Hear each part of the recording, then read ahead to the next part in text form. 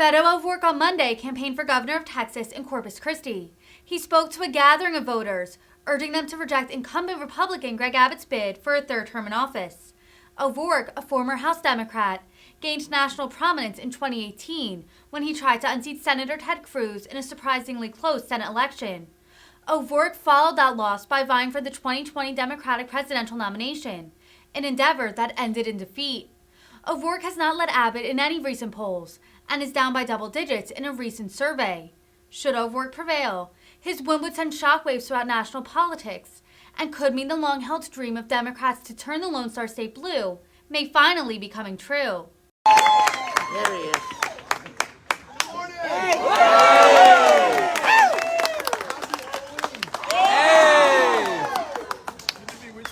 There was someone as we were leaving the hotel this morning who was dressed up as Jason, had the mask on, had the knife, and was waiting by the side to the hotel. It scared the pants off my wife. But she's got them back on. Everything's good.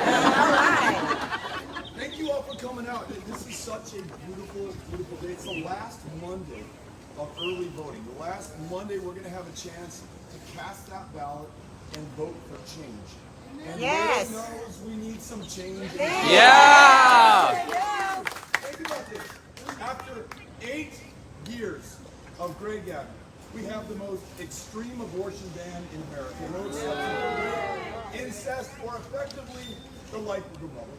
We lead the nation in the number of school shootings. Gun violence has now become the leading cause of death for children and teenagers in the state of Texas. Our property taxes have gone up $20 billion. You're now paying more in taxes here in Texas than our fellow Americans are in California. And when you add to that our sky-high energy bills, because that guy in power could not keep the power flowing to people when they needed it in February of 2021. You're right. There you go. Texans in the energy capital of the world lost their lives, froze to death in their own homes. Crazy. And think about this. Those educators who literally mean the world to our kids and the future for our state. So underpaid under Greg Abbott that they're working 2 or 3 jobs to try to make ends meet. They're having to perform to a high-stakes, high-pressure, standardized test that will never effectively measure the potential of those children or the effort that that educator is expending on their behalves. And then you think about this. We have a government today, not reflective or representative of us, who tries to pit us against one another based on our differences. Tries to make us afraid of our own history, our story, and the facts. We know that we are capable of so much more, so much better, and so many people are counting on us right now. The way that you have chosen to meet this moment, the courage, the perseverance, the tenacity, and your kindness is filling the state of Texas with hope. That's right. But we cannot allow this to become a false hope. Too many are counting on us for too much, especially the younger generation. That's true. They're not old enough to have a vote or a voice in this election, but through the actions that we take today, the commitments that we make right now, with 8 days to go before these contests are finally decided. We must each ask ourselves what more we are willing to do. Voting is important, absolutely necessary. I'm grateful that you're doing it.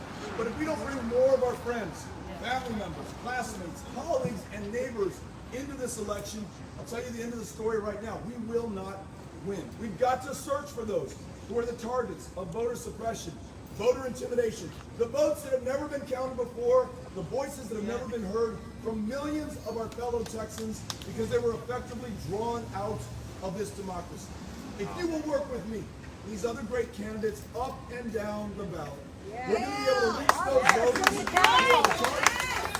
And look, won't it be some pretty powerful, profound, poetic political justice when the people who thought they were drawn out from participating in this election are brought in by all of us and form the margin of victory when we win this on election night.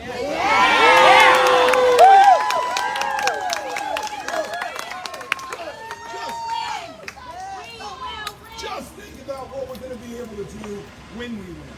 Every woman make making our own decisions about how placing the lives of our kids over the interests of the NRA or the gun lobby. Paying those educators enough not to work a second or a third job. Right. And giving them valuable classroom time back by canceling the STAR test in the state of Texas.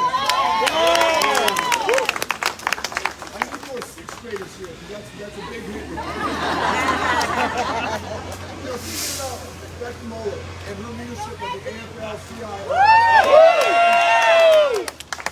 Sometimes those in power, like Greg Abbott, try to take credit for the economy and the jobs that are created. We know that the success of the Texas economy is owed to the Texas worker, the Texas entrepreneur, the Texas small business owner. We're going to make sure that we have their backs. We're going to pay a living wage. The minimum has been at $7.25 for 13 years. Let's raise it to $15. Yes. Let's make sure that you're healthy enough and well enough to go to work by expanding Medicaid in the state of Texas. Putting in $10 billion a year to connect people with care, to lower our property taxes, and to create hundreds of thousands of jobs. Let's do smart, common sense, bipartisan things like legalize marijuana in the state of Texas.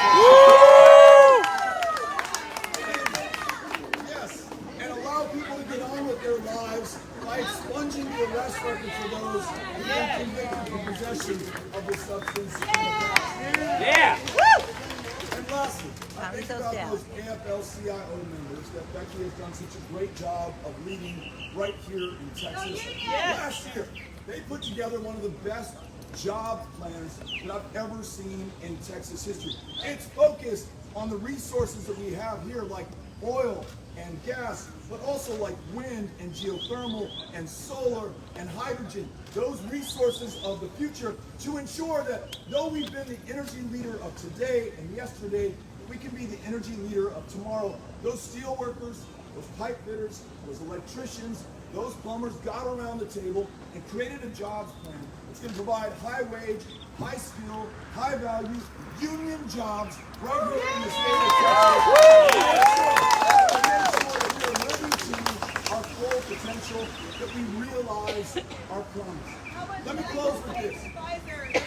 I acknowledge that the only reason we would be here,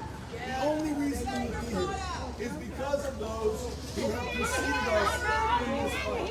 That's okay, that's all right, We want to deliver for her as well, right? We've got to bring this divided state together right now. We've got to treat one another with the kindness, the respect, and the dignity that we deserve as Texans. Right. As Americans. Let me close with this. The challenge right now, and it's the greatest we've ever faced, is one of democracy. I mentioned those who find themselves the targets of voter suppression and voter intimidation. There's a reason that nearly 7 million of our fellow Texans did not cast a ballot in 2020. Not because they're lazy, not because they lack any love for this great democracy, but because those in power have tried to keep them out of power. Hundreds of polling place closures across the state, twice the number as the next closest state, most of them concentrated in the fastest growing black and brown neighborhoods in the state of Texas. Voter ID laws that allow you to use your license to carry to prove who you are at the polling place, not your student ID at whatever institution of higher learning to prove the same. We've got to make sure that we come through at this moment of truth right now, because those who preceded us, as voting rights champions who helped LBJ sign the Voting Rights Act into law in 1965, a 24-year-old John Lewis, who nearly gave his life crossing the Edmund Pettus Bridge that same year to give the president the power to do the right thing. We are the heirs to their service, to their sacrifice, and to their struggle. And what we do with this inheritance will determine our future, and it will define us in the eyes of our kids and the generations to come forever after. We cannot be found wanting in this moment of truth. We absolutely must come through. And when we do, we will bring this deeply divided, highly polarized state together to do the great things that we are capable of. But we're counting on each and every single one of you to reach out to each and every single person you know. No one is going to come to this state and ride to our rescue. It is on us. The future, the fortune, the fate of this state, and by extension, I would say this country, is in your hands. So, no pressure, Corpus Christi.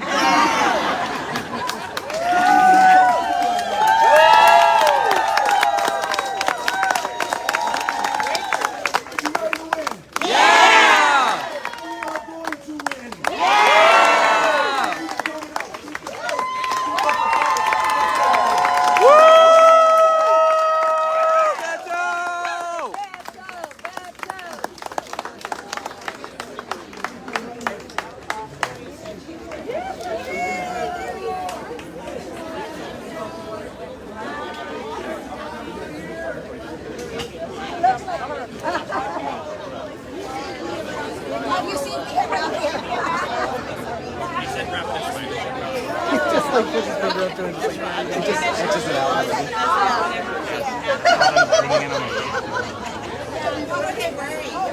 Sorry. They're telling us it's this way. We were in the right spot.